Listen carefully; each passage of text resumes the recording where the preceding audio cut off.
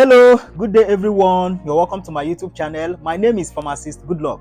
So in today's presentation is going to be more of a conversation, or rather a gist, than the formal presentation that we normally do on this channel. So there is something a lot of people do when it comes to treatment of malaria, which is actually clinically wrong, but probably they do not know that it's clinically wrong, or some know that they are wrong, but they have this syndrome that I call it does not matter syndrome. So without wasting time, I'm going to explain this very fact, or this very important mistake that people make while treating malaria, with the story of Emmanuela. Emmanuela is a 25-year-old undergraduate of University of Nigeria, Nsukka. So one fateful day, Emmanuela came down with the common symptoms of malaria infection, which include headache, fever, bitterness of the mouth, and general body weakness.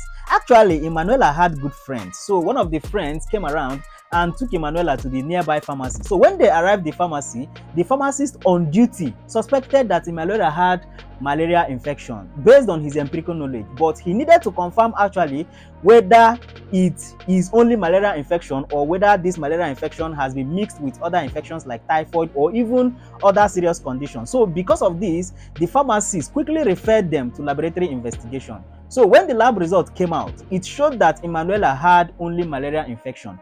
The stool culture result also further confirmed that Emmanuela did not have any typhoid. So because of this, the pharmacist recommended that Emmanuela should take anti-malaria tablets together with paracetamol to take care of the symptoms associated with this malaria, like the headache and even the fever.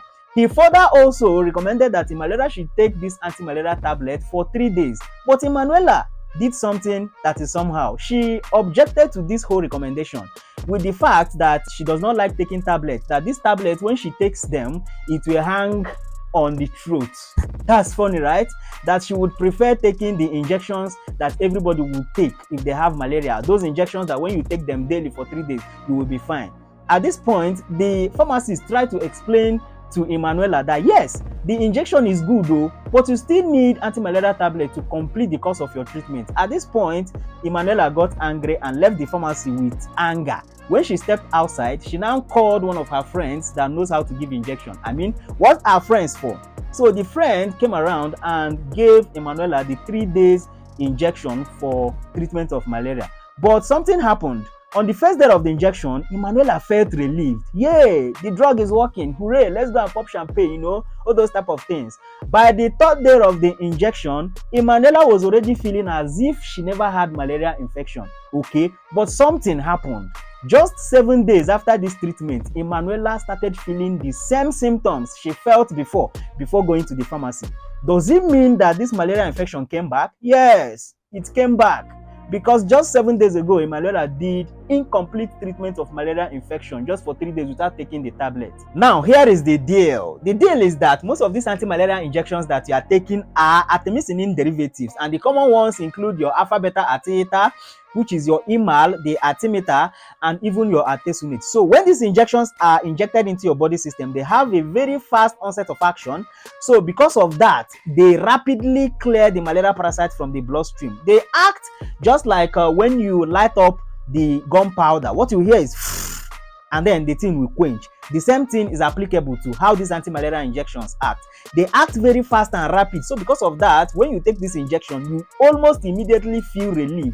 But something has been discovered with these injections. They do not have the ability to completely eliminate these malaria infections in the bloodstream because of their short half-life. So because of this, it has been recommended that to ensure complete elimination of these malaria parasites from the bloodstream, then a follow-up with a longer-acting anti-malaria tablet, particularly the artemether-lumefantrine combination or other ACT, should be recommended in order to ensure that these malaria parasites are completely eliminated from the body system. When this is not done, it can lead to what is called recrudescence. And when we say recrudescence, it's very simple. The coming back of this malaria infection even after treatment. And this was what exactly happened to Emmanuela. Then I ask you, do you want this thing to happen to you, or you would want to treat your malaria so that it go?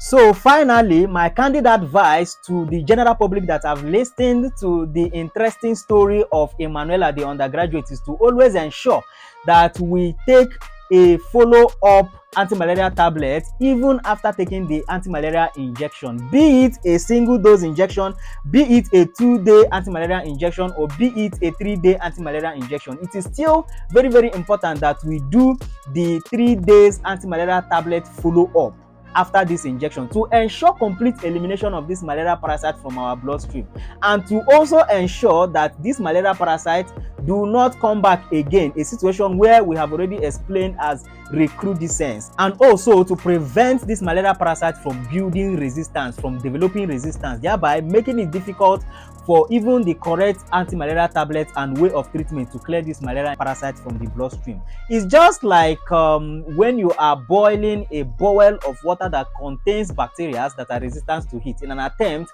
to remove these bacteria, to probably kill them. What will happen is that even though this boil of water will be boiling, but then these bacteria, because they are resistant to heat already, they will still be jumping up and down inside the water.